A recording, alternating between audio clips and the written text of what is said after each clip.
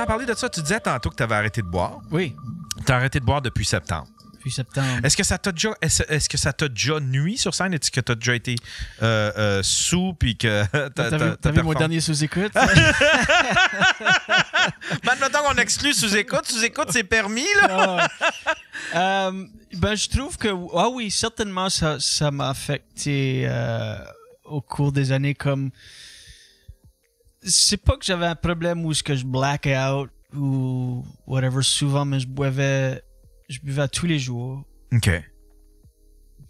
Tous les jours. Puis moi, c'était vraiment le weed aussi qui était un problème. Ouais. Vraiment le weed, comme...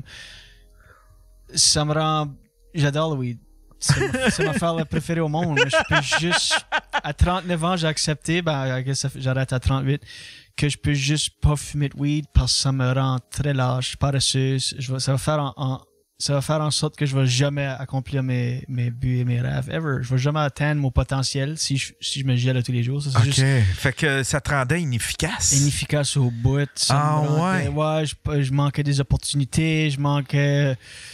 Parce qu'il y en a, il y en a qui peuvent penser, il y en a qui peuvent romantiser ça, puis que, ça peut, il y en a qui pensent que ça peut être un moteur pour l'inspiration, puis il peut devenir des idées drôles, puis des affaires. Mais c'est dans des rares cas, là. Oui, ça peut l'être. Ça peut arriver, puis tout le monde c'est différent. Moi, pour moi-même. Parce que moi, j'étais in denial pour longtemps. Je l'ai romantisé comme ça. Je me disais, fuck that. Ouais, ça fait partie de mon processus. Puis... C'est tout du bullshit, ça. Ouais? Ça fait depuis 2015, comme j'ai dit, on and off. J'essaie d'arrêter de boire et fumer du weed. Je disais tout le temps que je prenais une pause. Je fais un détox, je fais un cleanse. OK. Je prends une pause parce que je voulais pas que les gens me tracassent avec ça puis qu'ils me laissent juste... faire, mais j'avais dans l'idée que je voulais arrêter pour bon, mais je le disais jamais. Là, ça fait depuis le 1er septembre que j'identifie comme un non-fumeur, non-buveur, puis ça file différent cette fois ici. J'ai zéro tentation, comme... OK. Puis je trouve sur scène, je fais le meilleur travail que j'ai ever fait.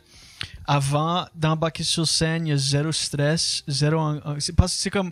C'est aussi, même consommer la bière, on se dit, je suis nerveux, je suis énervé, moi boire une bière, ça va me calmer.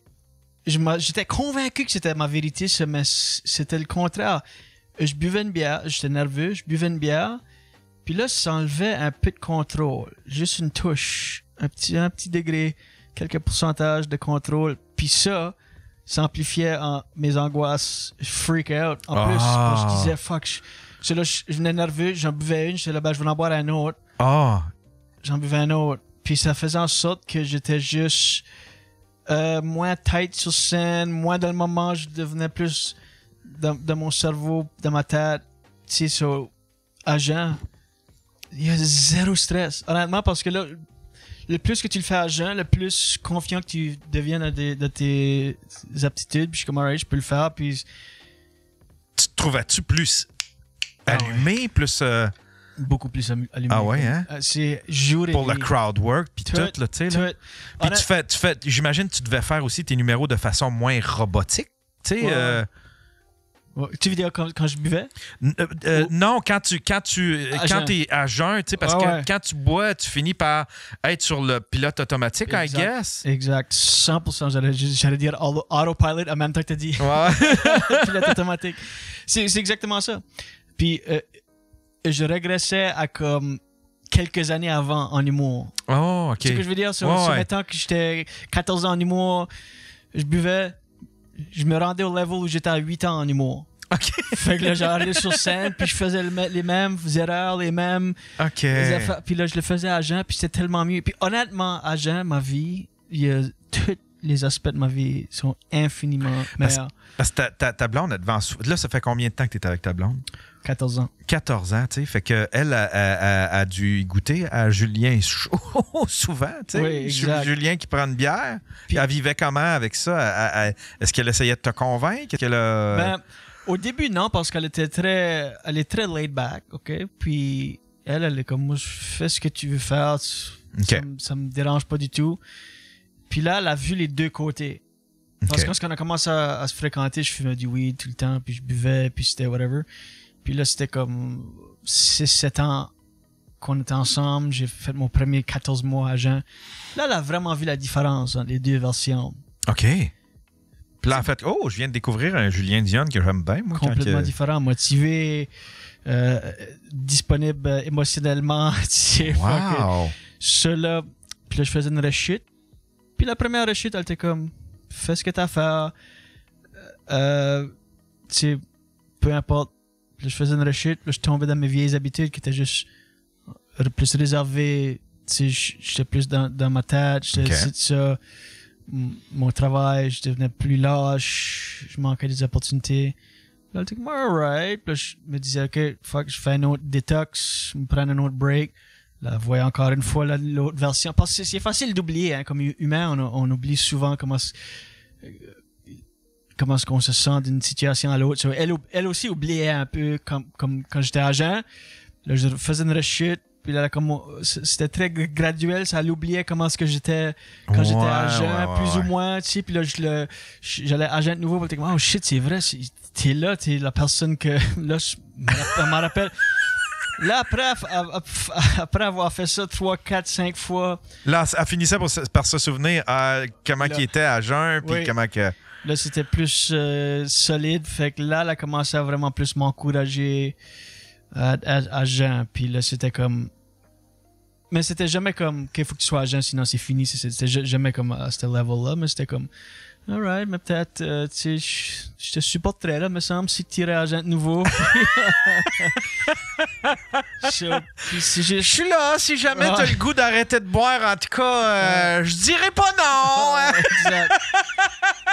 Exact. So, c'est comme, puis c'est pas mal là, puis cette fois ici, comme j'ai dit, ça file. C'est pas les 2-3 dernières fois, là, c'était, à tous les fois, il y avait moins de temps entre les fois que j'allais, les périodes agent. OK. Il y avait de moins en moins d'espace entre. OK. Puis là, tu penses que c'est pour for good, je le sais. Je le file dans j'ai zéro désir. Comme là, venir à Québec tout seul pour 2 jours, ça aurait été un gros trigger de la SQDC, m'acheter m'acheter des fucking prélulés de Jean-Guy, puis fumer ça dans la toilette de mon hôtel, puis juste après le show, j'ai zéro désir de ça.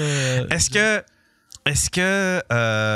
tu sais, je vois le nom même, mais tu sais, il y a JC qui a fait une bourde récemment, tu sais, il y a quelques mois. Est-ce que c'est le genre d'affaire que tu as fait comme, je veux pas, tu sais, est-ce que c'est le genre d'événement qui peut t'inspirer à pas, tu sais, pour ceux qui ne savent pas, c'est que JC Surette a écrit un truc qui était blessant envers P.A. Méthode, puis ça a fait le tour, ça a circulé dans le milieu, puis évidemment, ça s'est retrouvé sur les sites de potins puis tout ça.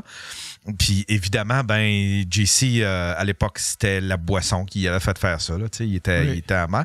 Est-ce que c'est le genre d'événement qui t'a fait réfléchir, ça? Assurément. Tu y penses quand ça arrive, mais j'ai été chanceux que quand je consommais, que ce soit du weed ou de l'alcool, je le séparais vraiment de mon travail.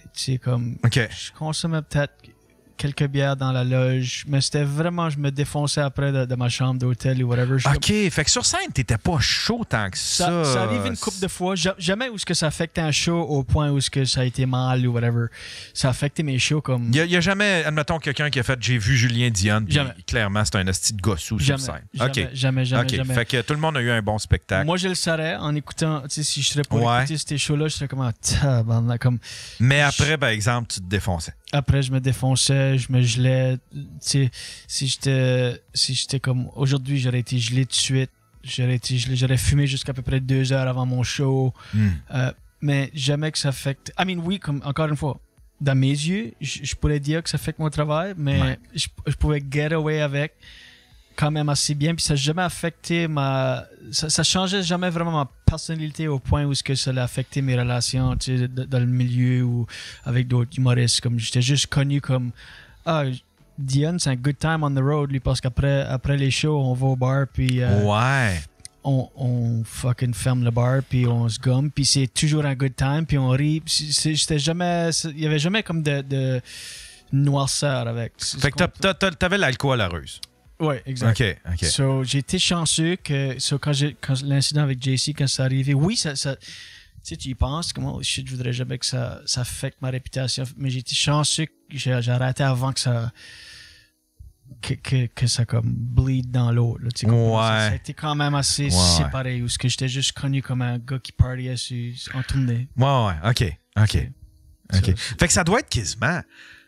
Ça doit quasiment être plus difficile à arrêter dans ces conditions-là, ou est-ce que l'alcool crée pas de problème crée pas de problème réel pour tes performances. Je veux dire, tu es capable quand même de performer. Tu as l'alcool heureux. Ça doit être plus dur que, tu sais, admettons, là, quand tu as l'alcool malheureux, quand tu te dépresses, quand tu es tu sais, puis que ça te fait penser à ton ex, ça te fait penser à ci. Tu sais, à un moment donné, tu veux sortir de cette situation-là, tu as quelque chose qui t'a motivé, mais toi, sinon, c'est quoi qui te motivait à ne plus...